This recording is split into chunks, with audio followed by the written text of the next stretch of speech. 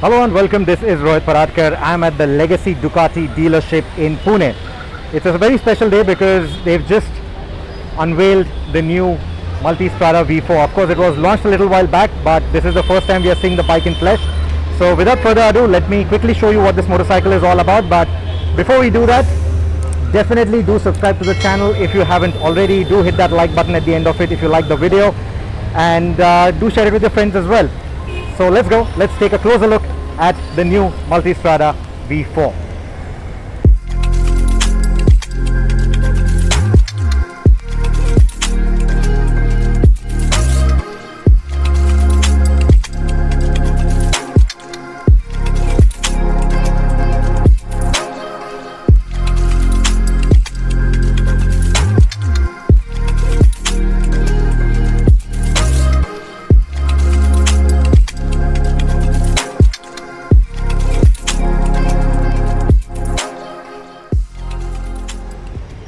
First and foremost, excuse me for the location. The bike is standing outside the dealership because there is quite a bit of crowd inside. There's one more shining motorcycle that is standing inside, and people definitely want to take a look at this motorcycle. In fact, Ducati has been on a roll. They recently launched the Street Fighter V4, the updated Diavel, and now they have this, the Multistrada V4. For all those of you who don't know, the Multistrada lineup is their lineup of adventure motorcycles. We have the Multistrada 950 that we recently reviewed, that was launched in November last year, and that review is up on Overdrive. And this particular Multistrada V4 is the top of the line. It replaces the Multistrada 1260 that was launched a few years ago.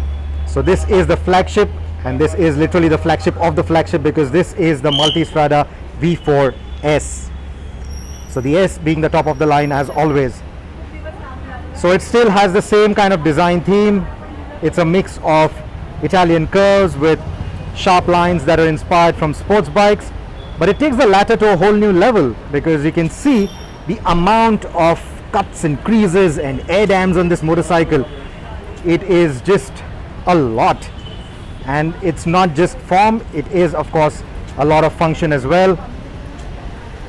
You have air intakes here, you have air intakes here, you have these winglets here, you have these exhaust ports here. I've said this in the past, I think the Multistrada is always inspired from the face of a dolphin, especially with that beaky front end, but with these gills on the side, I think this time the inspirations come more from a shark. The design is unmistakably Multistrada, which means it's got that massive front end, it's got a very slim tank between the legs. So the big talking point for the new Multistrada is this little box right here hides a radar system, and there is a forward facing radar as well as a rear facing radar, and essentially what that does is it enables stuff like adaptive cruise control. You've seen that in some of the higher end luxury cars. A few of them are even shy to bring it to India, but Ducati has already brought it on a motorcycle, and that's big news. We are waiting to test it out.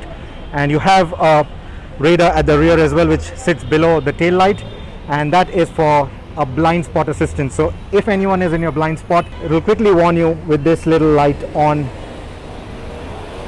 your wing mirrors. Just the way we've seen them in cars, you have that here on a motorcycle as well. It's an all new chassis, all new engine. It's not like they've just swapped the engine with the older 1260. This is the new V4. It's derived from the Panigale V4, makes it one of the most powerful engines that you can have on an ADV machine, and I'm just waiting to test it out. We've loved it on the Panigale, and I think it's going to be brilliant on the Multistrada as well. It is a very fast sports tourer, of course, and this kind of an engine is going to do more than justice to it. Now, some people are quick to point out, yeah, different color for the engine, different color for the subframe, different color for the chassis, various colors for the bodywork, but it's not like, you know, they've just picked up stuff from the parts bin, put it together. This, I'm sure, is going to be very meaningful. It's a Ducati at the end of the day. Everything has a function. It's not only about the beautiful form, everything has a function to it as well, and that's something that I'm waiting to test out. The bike is running on a different chassis. Like I told you, it's a monocoque chassis. It's suspended from these beefy forks up front, and you have the monoshocker at the rear. But what you'll also see is that it's not a single-sided swing arm because they are not doing the Multistrada Enduro anymore. You can specify this motorcycle with wire spoke wheels, with tubeless tires, of course. And for that application, it's not a single-sided swing arm anymore. And while making the purchase, you can specify this motorcycle to be shipped with wire spoke wheels.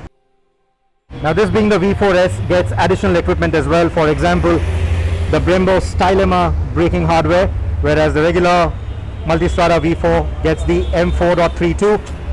That's Brembo again, but this is the top of the line equipment that you can get from Brembo at the moment, and all that goes onto this motorcycle. You also get this semi-active suspension, whereas the regular V4 will get the traditional suspension.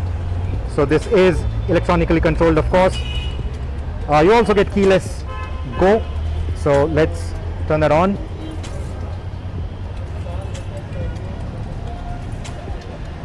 And that was the little check for the blind spot warning. So it's got a new TFT screen now. Yes, it looks a bit like BMW. That's because this is built by Bosch, the same company that makes it for BMW as well. So I'm guessing it will have the same kind of tantrums, which means, yeah, it could throw up errors once in a while, if you know, you know. But it also means that it is going to be very easy to navigate. It is very easy to read. In fact, all these fonts that you see, we've complained about it in the past, but here, because of the resolution of the screen, because of the way the screen is designed and laid out, it just seems easy to read. Is it really that? Is something that I'm going to check and tell you when I actually ride the motorcycle, which should be a few weeks from now. So quickly going into the menus, you have various riding modes, of course. You have urban, enduro, touring, sport. We'll leave it on urban for the moment. It will basically make changes to the suspension, it will make changes to the traction control, to the powertrain, to the way the ABS behaves, to the way the wheelie control behaves, to the way the quick shifter responds. You know, so it will make changes to all of that. Similarly, this is the info display. It will tell you what all information you want on the screen. Fuel indicator. Do you want it to show the level of the fuel in the tank, or do you want it to show the range? And DRLs. So you have the angry Italian eyebrows on this. There you go.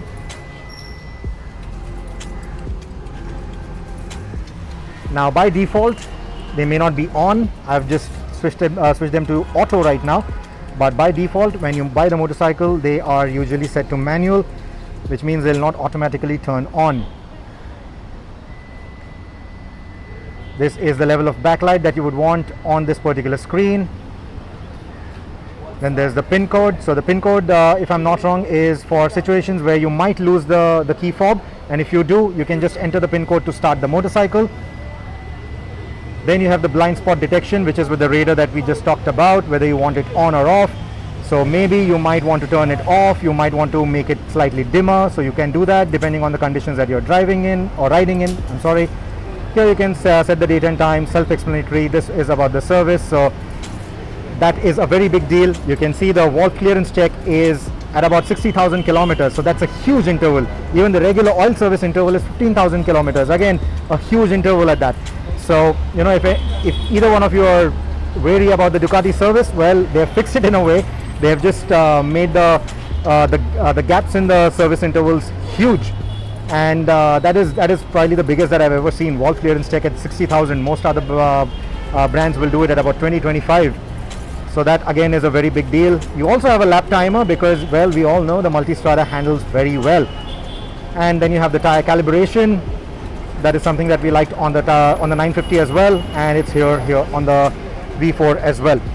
So speaking of wheels and tires and lap times, this motorcycle ships with a 19-inch front and a 17 rear. And like I said, you can specify these wheels with wire spoke wheels if you want.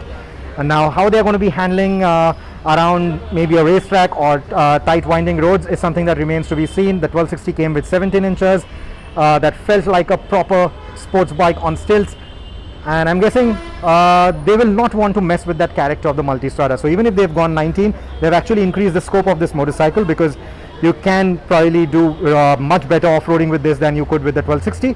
But around the twisties, I don't think it's going to be that bad, because this is a Ducati at the end of the day. This is a Multistrada at the end of the day. So I'm very sure they will not want to mess with the character of what the Multistrada stands for. So that is something that I'm definitely waiting to find out. Another little thing that I liked is this little lamp that you get for the number plate. But like I said, the rear radar sits under the tail light, so you might want to be sure if you really want to get rid of that number plate. I've seen a lot of Multistradas who want that tail tidy design, so they get rid of that plate altogether, they get rid of that stay altogether. You might not want to do that, especially on a touring machine. I think there's no point doing all of that because it's just going to spray a lot of muck back on you. Talking about touring, you also get these pannier mounts. Now if you look at the pannier mounts, the one at the front is fixed while the one at the rear, it moves in and out. It's got a bit of play here as well. So why they've done it is for the proprietary luggage, and I think Ducati makes one of the best luggage systems, at least in terms of the design. They go very well with the flow of the design of the Multistrada. So if you were to get those panniers, when you're leaning into corners, those panniers will also lean a little bit like an active pillion, right? So it will essentially aid your handling dynamics in a way instead of upsetting it. So how that works again remains to be seen. Usually Ducati doesn't provide us these motorcycles with the pannier systems, but if they have them, maybe I'm going to request for those, and let's see if they do that. Continuing on the topic of touring, you also have this windshield, and of course you can have various windshield options, various heights. You can get an enduro windshield which is smaller, so that it reduces your chance of hitting your face on it in case you're going to have a fall or while jumping and off-roading. You can also have a taller windscreen which will have a slightly more upright angle right at the top to give you better wind deflection at highway speeds and long highway touring. You also have these additional winglets behind the windshield which will aid those aerodynamics further, and then of course you have those air dams all around the vehicle which will aid with all of that. Now speaking of the air dams, you can see that there are multiple air intakes here and there, but also the way they have routed the hot air away from the rider, it I think looks really good. It should work very well as well. In theory it looks like it will work quite well. You can see the little fans there, so they're going to direct all the hot air out. In Indian traffic, all these big machines do heat up quite a bit, and this is a very good feature to have. Similarly, you have these winglets which will direct some air to the rider. So that's for better ventilation, and like I said, every motorcycle fits every rider differently, so you can make changes and choose your windshield appropriately to make sure that you have a good airflow, especially in our hot conditions. For off-road riding, you can easily remove these rubber pegs from here. You can get these toothed foot pegs if you like. You also have this brake lever, and this easily turns so that it doesn't break when the bike takes a fall when you're riding on the trails or while riding off-road.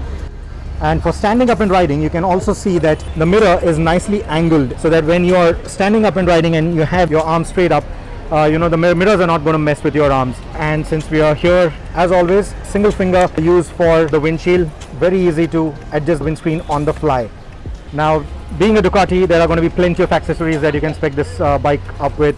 You can get aluminum hand guards if you want. You don't necessarily have to go with the aftermarket accessories like bark busters. If you want these, you can have those. You have crash bars that you can put. You can have auxiliary lights. In fact, the auxiliary lights now don't necessarily need a crash bar to be in place or to be mounted on. You can see this provision being given for the auxiliary lamps to fit right in, and right on top of that you get these nice integrated turn blinkers. Now earlier they used to be in a more vulnerable position on the hand guards, and now they have been integrated within this bodywork.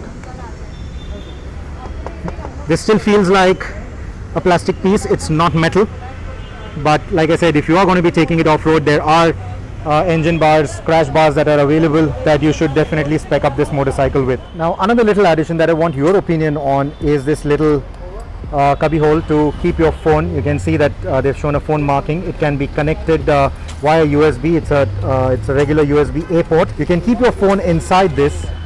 You can slide it inside this, and you can keep it running with the USB charger right there. But this is a very tight space. I think the bigger iPhones like the 11 Pro Max or 12 Pro Max, I don't know if they're going to fit in well over there. I'm shooting with one right now, so I'll check and I'll let you know.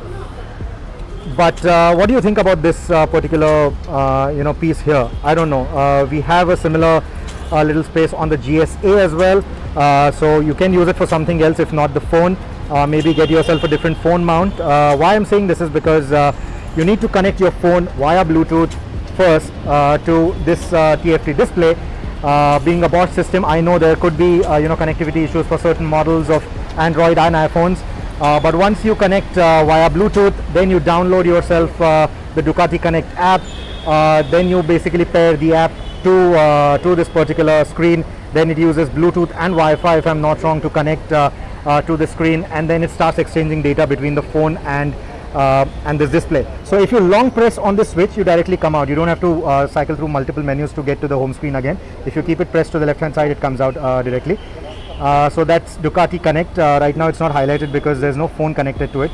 That's the adaptive cruise control from the radars. There's music, there's phone, and we're back to the settings menu. So once you have the Ducati Connect in place, I think you can also have the CIGIC mapping software, the navigation software, and then using your phone you will essentially set the destinations, and then CIGIC will give you all those directions on the screen right here.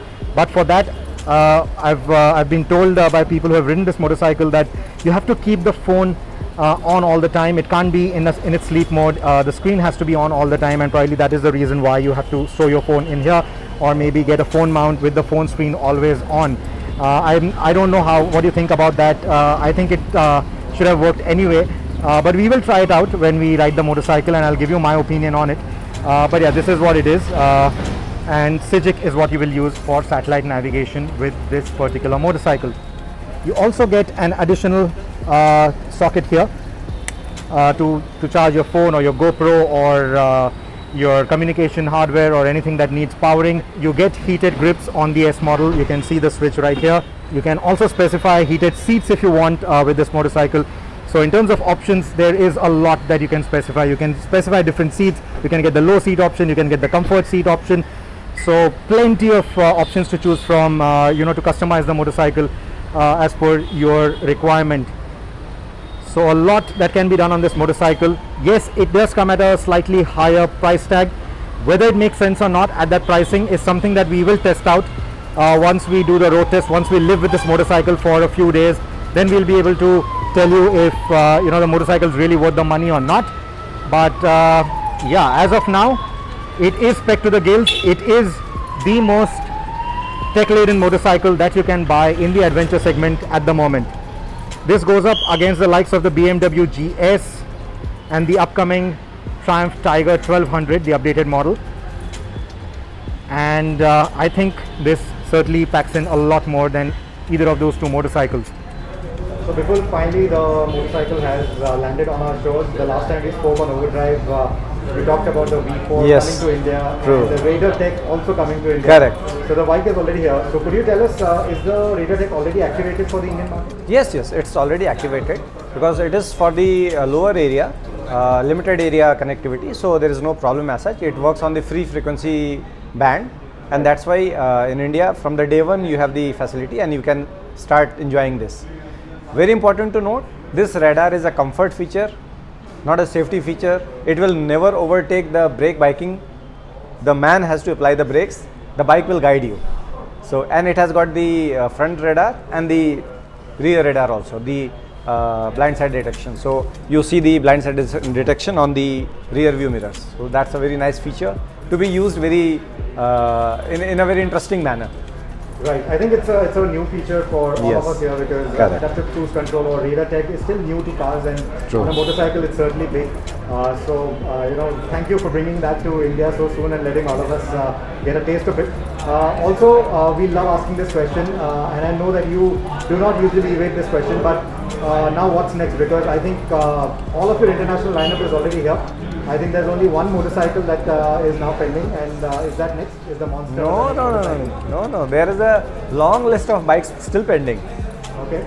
In next couple of days, or rather I would say in a week or two, you will be seeing XDiavel.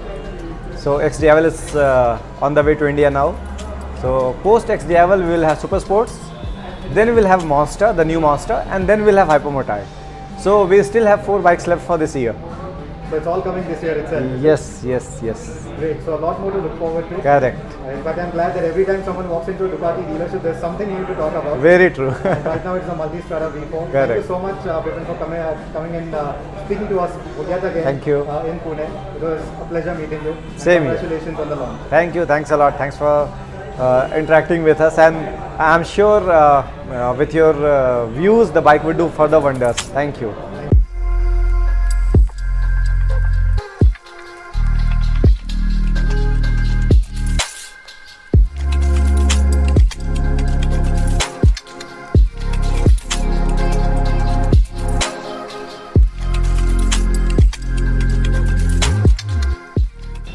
So let me know what you think about the new Multistrada V4. Let me know what are your thoughts about the pricing. Let me know what are your thoughts about the kit.